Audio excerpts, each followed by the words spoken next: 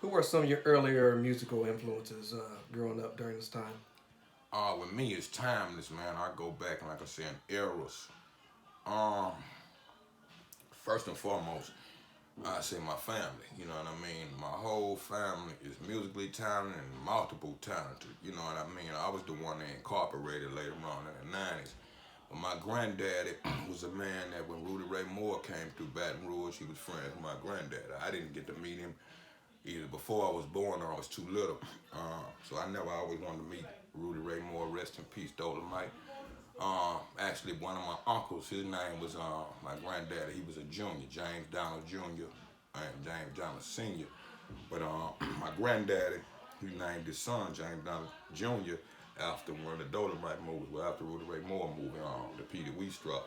You know, everybody in the neighborhood called my Uncle Pete, you know what I mean, or Pete from McKinley Street, or Peter Weestraw, the devil's son-in-law. So that's how fond my granddaddy was of Rudy Ray Moore for his talent. But my granddaddy also played a piano, you know what I mean, up until he was blind. Had a friend of his called Harmonica Moe, used to come by my grandparents' house on Fridays and had a fish fries, different things, card games. And he blew the harmonica my granddaddy would play, but they never recorded records, you know what I mean? So his son after him, Junior, he played a piano, blew a harmonica. My other uncle, Warren Johnson, aka Jawan Rockman, you know, he transverted, you know, for his religions and the whole Islamic religion. He took that and changed his name. But he was the type of guy that played African eccentric instruments, nothing plugged up. African piano, congas, bongos, live set. So I started, you know, under my uncles and family members. My mother could sing, my aunties, my grandmother was the president of the choir of Southern Baptist Church, Sweet Home Baptist Church. I was christened in and I sung in the choir young. So all those elements was there before I was even maybe 9 or 10 years old. I was in the opera called Carmen, the original Carmen opera when I was, you know, still an adolescent.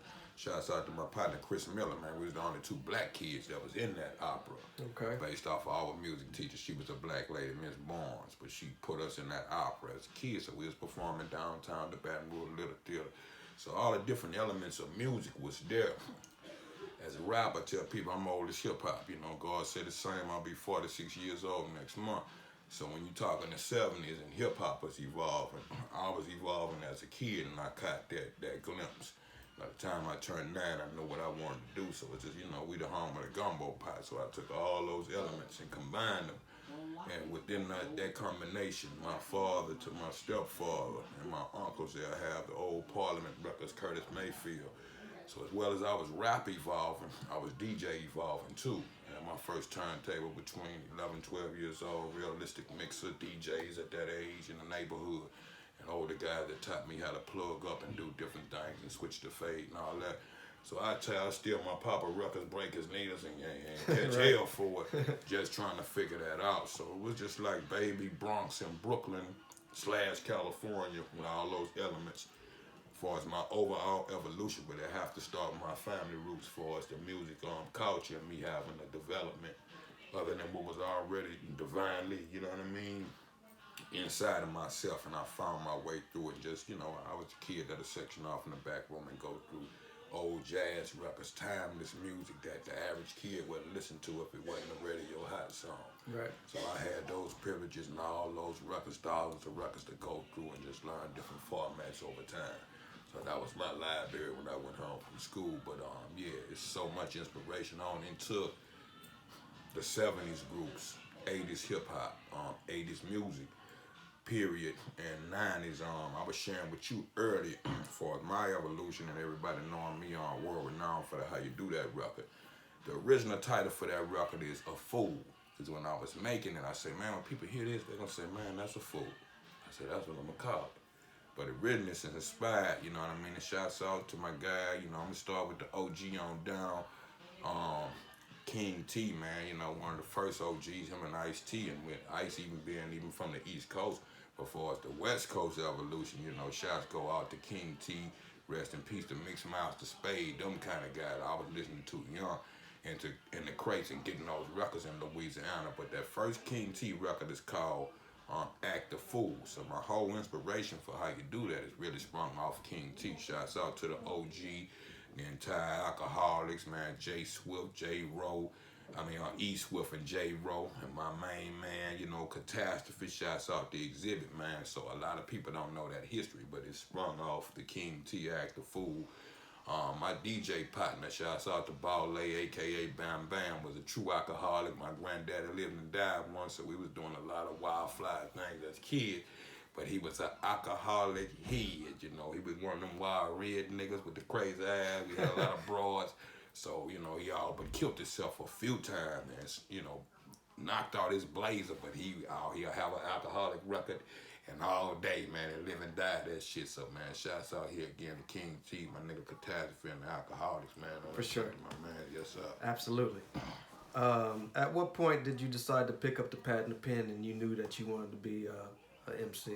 Like I say, 9 years old, 4th grade. I can't remember my poetry teacher class. That came through for the hours she did in elementary school in 4th grade. She was a white lady and she taught us how to write poetry. And my first poems I learned to write was haiku poem, which was just 3 lines, real simple, right fast. Maybe the first and the last line rhyme or somewhere it was. And I started, I could freestyle at about 8 on the playground before I could write develop. My writing would develop. But about 9 years old, I started to put that pen to the pad, going back to that Run DMC record. Was like, if not the first interpretation of street poetry from the haiku poem, me listening to Ron and those guys, how they structure, and I was able to learn how to write rap verses. And I've been doing that. Back then we used to do what I say 10 lines, time to 2, they saying 16 bars now, but really 20 bars, 3, 4 verses back in the day. I go long as the pen go. But once I got into that, on days I was grounded, or we would say punished back home, I feel more, I did more punished jail time at home than the jail time, but right. I had to learn to do this type of thing. My pops was a man like this, after the broken home syndrome.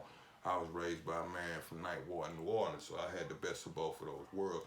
My granddaddy, being a veteran, died in the Veterans Hospital in 1984-85 in New Orleans, so I've been going back and forth through that since a kid. But my pops was the type of man, if my report card wasn't good, if I did something fucked up, he'd come in the room and, and anybody that knew me as a kid, like I said, my back room was baby Brooklyn, baby Bronx. I had the big LL radio with LL standing on it, took half of the wall, all the jet centerfolds, and all the, way before the Source, Right On magazines and what have we. I don't know if rap pages existed. That type of thing, and that was my wallpaper. So my turntables in my room and the records, and my papa knew if anything else, if I ain't do right, come take everything out of my room. And they'd lock me in that room in one sense and send me a book. I don't think you can come out here, do the piss shit, get you something to eat, watch a movie with me if I choose to, and you carry your ass back there till you get your shit together. Right.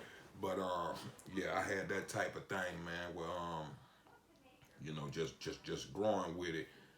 That would defile me in that sense. So hip hop had become my life from 9 years old. Like I say, from the pen and pad on into the turntable. If I had girlfriends, my mama brought me the phone back then. It was, hey, look, you know what I mean? Till I call it later. I'm in a mix right now, and this will be me in the room. So it's something that I used to think like this. His shot out to and he OG homie now, and I hope he's still doing his thing. But, people remember Luke Skywalker records when the Two Live Crew first jumped off in the 80s. I used to want to be the youngest rapper to get signed once I learned how to rhyme, 8, 9 years old. But the youngest rapper I believe was signed was a guy by the name of LaWarn Love, under Luke Skywalker, about 12 years old. So that was my goal. So between that 9 and 11, 12 year evolution, I wanted to be that hip hop kid. But here again, being so far from New York, California, then even Miami with Luke, and then eventually Rap-A-Lot, it was a long lost world for anybody in Louisiana. And shots out to New Orleans, and them boys started breaking the surface. But rest in peace to Tim Smooth, shout out to Big Mike. So I remember that, Gregory D, Manny Fresh, rest in peace to Sporty T. Just in that hope, they call Louisiana the dream state. And that's just what it is. You'll dream till you're dead and die, old man, still be considered a boy, and never leave your origin. So I was blessed in a lot of ways, the way that the inspiration come to me divinely. And I was being, in one sense, spiritually trained for when the time came. When the time came later on, I was already prepared. So yeah, go back to that for me. Yeah. How would Young Bleed describe his creative process? Do you always write, or do you wait for the beat and then you put your pen to the pad? It's different developments. Like I said, I started freestyling before I could write. So even some records I got out now, I freestyle those records. You see what I'm saying? If I hit a hook first, the average producer tell me, hey man, Bleed, soak the beat in and get your hook and the rhyme's gonna fall. And 9 times out of 10 it will. But lyrically, my favorite MC and the god of MCs of all times always been Rakim.